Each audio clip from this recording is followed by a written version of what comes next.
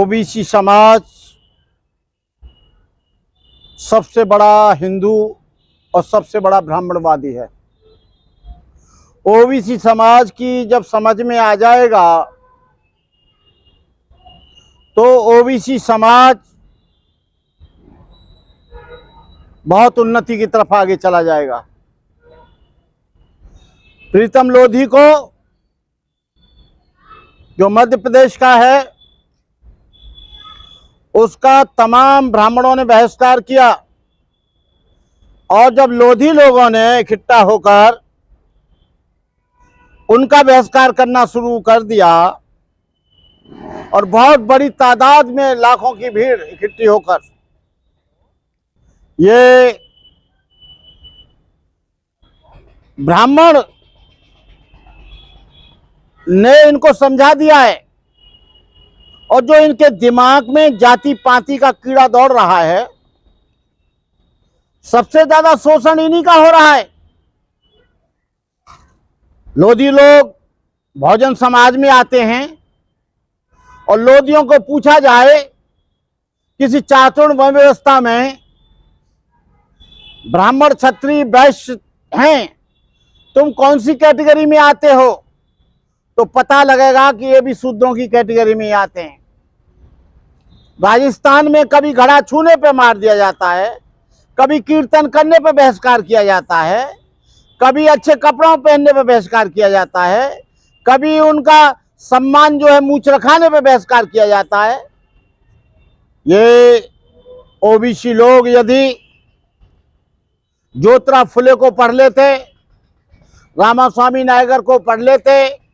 गाडगे महाराज को जान जाते, लेकिन इन्होंने जो ब्राह्मणवाद है, जो यहाँ का मनुवाद है, मैं ब्राह्मण को इतना खतरनाक नहीं मानता। जहां कहीं भी जुल्म होते हैं शेड्यूल कास्ट पर, शेड्यूल ट्राइब्स पर, सबसे ज्यादा जुल्म ओबीसी के लोग करते हैं। चाहे तो वे यादव कम्युनिटी में आते हों, चाहे वो लोधी कम्युनिटी में आते हों, चाहे कहार और लोहार कम्युनिटी में आते हों, चाहे अन्य बैकवर्ड हों। ये बैकवर्डों को हम भाई मानते हैं, बैकवर्डों पर भी जुल्म होता है और इस 5000 वर्षों से बैकवर्ड लोगों को भी शिक्षा से दूर रखा गया, संपत्ति से दूर रखा गया, अधिकारों से दूर रखा गया। लेकिन बाबा साहब ने जो संविधान बनाया था वो एक जाति के लिए नहीं बनाया था, बल्कि तमाम बैकवर्ड और शेड्यूल कास्ट के लोगों को अधिकार दिया। बाबा साहब डॉक्टर अंबेडकर जब ओबीसी के प्रतिनिधित्व की बात करने लगे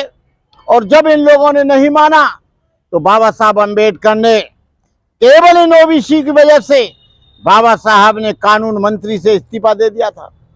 लोधी लोगों को सोचना चाहिए कि ना कोई बड़ा है, ना कोई छोटा है, ना कोई ऊंचा है, ना कोई नीचा है। और आपको बता दूं,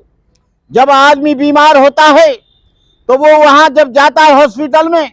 जब उसको खून की जरूरत पड़ती है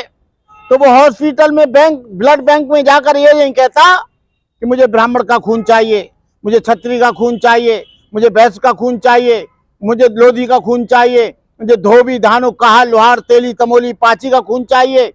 वहां पर कहेगा, डॉक्टर कहेगा यहाँ कोई ऐसा खून नहीं है, यहाँ पर ए पॉजिटिव है, बी पॉजिटिव है, ओ पॉजिटिव है, ओ नेगेटिव है। तो वहां पर जाति के नाम से जब ये मरता है तब नहीं पूछता है कि मेरे ऊपर कौन सा खून चढ़ रहा है, और केवल कीर्तन करने पर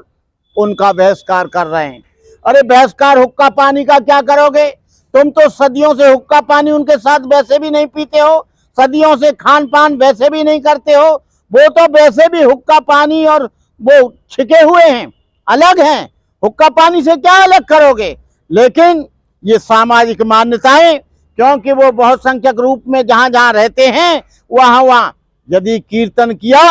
तो केवल कीर्तन में चले गए, तो क्या कीर्तन जिन नाम के किया जा रहा है वो क्या तुम्हारी जाति के हैं? अरे लोधी लोगों, तुम्हारी जाति के 2 बड़े नेता उत्तर प्रदेश में हुए, एक उमा भारती मध्य प्रदेश में और उत्तर प्रदेश में कल्याण सिंह। लेकिन जिसका तुम कीर्तन कर रहे हो, राम मंदिर में तुमको मेंबर नहीं बनाया। अरे लोधी लोगों, तुम कहीं भी पूजा पाठ नहीं कर सकते, कोई भी ब्राह्मण तुमको किसी मंदिर में नहीं रखेगा, कोई भी आदमी तुम्हारे यहाँ कथा भागवत नहीं कराएगा, कोई भी तुम्हारे द्वारा कोई तुम्हारी कथा नहीं सुनेगा। आपको मालूम होना चाहिए, जब राम मंदिर बना तो राम मंदिर में क्या हुआ, जो निर्माण कमेटी बनी, ना उसमें तुम्हारे कल्याण सिंह लोधी थे, ना तुम्हारी उमा भारती लोधी थी, ना उसमें प्रीतम लोधी था, उसमें सारे के सारे अगड़ी जाति के थे, ब्राह्मण थे, बनिया थे, ठाकुर थे। और जो न्यास बना है राम जन्मभूमि का, उसमें तुम्हारी तो चलती क्या है, उसमें बनिया भी नहीं है, उसमें छत्री भी नहीं है, उसमें सारे के सारे लोग ब्राह्मण हैं, और ब्राह्मण ही उस कार्य को देखेगा, ब्राह्मण ही पूजा कराएगा, ब्राह्मण ही दान लेगा, ब्राह्मण ही दान पेटी खोलेगा, ब्राह्मण ही लड्डू खाएगा, ब्राह्मण ही फल खाएगा, ब्राह्मण ही वहां जो 56 प्रकार के भोजन आते हैं भगवान को अर्पित करने के बाद ब्राह्मण ही खाएगा। तुम्हारे लिए क्या है, तुम्हारे लिए तो वहां झूठन भी नहीं है, तुम्हारे लिए तो वहां भोजन भी नहीं है। अरे मैं प्रीतम लोधी को धन्यवाद देता हूं, जो वो नया नौजवान मनुवाद के खिलाफ आया है, जुल्म के खिलाफ आया है, अत्याचार के खिलाफ आया है, विषमता के खिलाफ आया है, वो जातिवाद के खिलाफ आया है। आज सारे मध्य प्रदेश के लोधी एक होकर वो कथाओं का भी बहिष्कार कर रहे हैं, पूजा पाठ का भी बहिष्कार कर रहे हैं, और ये कह रहे हैं कि ब्राह्मण के द्वारा हम कोई भी कार्यक्रम नहीं कराएंगे। जब उसने बोला तो एक जो बागेश्वर धाम के जो पंडित जी हैं, जो कथा पढ़ते हैं, उन्होंने कहा कि मैं प्रीतम लोधी को मसल के मार डालूंगा। तो आप बताइए, मसल के मार डालूंगा वो किस जाति का है? तुम्हारी जाति का है, जो जिसको मसल के मार रहा है। और तुम यदि वो कीर्तन शेड्यूल कास्ट का आदमी, शेड्यूल कास्ट ट्राइब्स का आदमी यदि करता है, क्या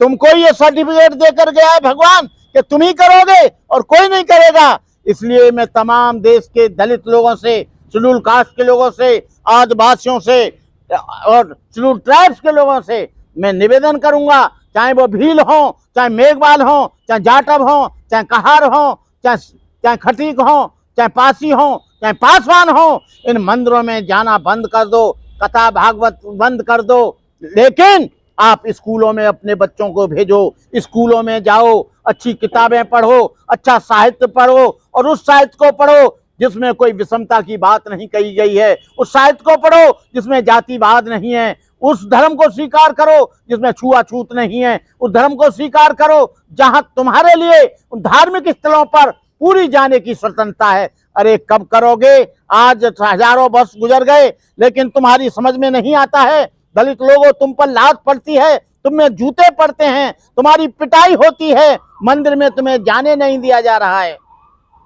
अच्छे कपड़े तुमको पहनने नहीं दिए जा रहे हैं, घोड़ी पे चढ़कर बारात जो निकलती है मंदिर के सामने से निकलने नहीं दी जा रही है, आपके स्कूल में बच्चा पढ़ रहा है तो बाहर बिठाया जा रहा है, आपके बच्चे को प्यास लगती है तो घड़ा छूने पे हत्या कर दी जाती है, आपका आदमी, दलित लोगों का आदमी मूंछ रखाता है तो उसको मार दिया जाता है तलवार से, और वो अच्छी मोटरसाइकिल पर चलता है, मोटरसाइकिल भी तोड़ दी जाती है, उसके कपड़े भी फाड़ दिए जाते हैं, घरों पर आकर दबंग लोग तुम्हारे ऊपर आक्रमण करते हैं। इसलिए इस सब व्यवस्था को आपको त्यागना होगा, इस व्यवस्था से ऊपर उठकर आना होगा, और आप लोग मंदिरों का जाना बंद करो, विश्वविद्यालय और कॉलेजों की तरफ जाना शुरू करो। मंदिरों में जाकर आप भिखारी बनोगे, मंदिरों में जाकर आप कोई काम नहीं कर सकते, मंदिरों में आप अपना विकास मत ढूंढिए, भाग्य और भगवान में आप अपना विकास मत ढूंढिए, अपना विकास ज्ञान में ढूंढिए, अपना विकास कॉलेजों में ढूंढिए, अपना विकास अच्छी शिक्षा में ढूंढिए, अपना विकास अच्छे कर्म में ढूंढिए। वहां पर कुछ भी नहीं रखा है। इसलिए मैं आप लोगों से निवेदन करूंगा कि जहां आपको लात मर रही है, जहां आपका बहिष्कार हो रहा है, जहां आपका पूजा पाठ करने से रोका जा रहा है, जहां आपकी बारात छड़ने से रोका जा रहा है, ऐसी जगहों का परित्याग कर दो। बाकी तुम्हारी मर्जी है, लात खाते रहो, और जब तुम में लात पड़ेगी तो मैं तो कहूंगा इसमें 4 लात और मारो। जब आप में जूते पड़ेंगे तो मैं कहूंगा 20 जूते और मारो। जब आपकी बारात को रोका जाएगा तो मैं कहूंगा बिल्कुल रोक दो, क्योंकि आपको आदत पड़ गई है, आप मजबूर हो गए, आप गुलाम हो गए, आपकी मानसिकता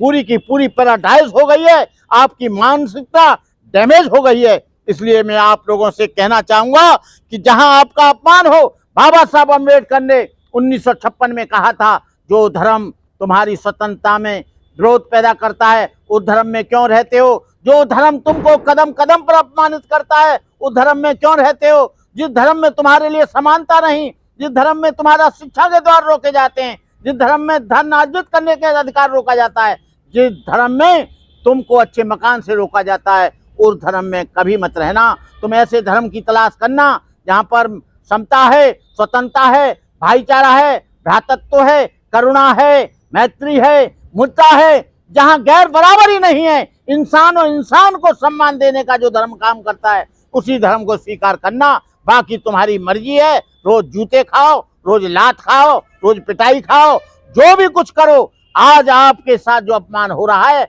उसके पीछे बहुत बड़ा कारण यहाँ की वर्ण व्यवस्था है, बहुत बड़ा कारण यहाँ की छुआछूत है, बहुत बड़ा कारण यहाँ का भेदभाव है, बहुत बड़ा कारण यहाँ पर ब्राह्मण, क्षत्रिय, वैश्य और शूद्र का जो ढांचा बनाया है, इस ढांचे से अलग हट जाओ, इस सड़े हुए मकान से अलग चले जाओ। इन्हीं शब्दों के साथ मैं अपनी बात समाप्त करता हूँ।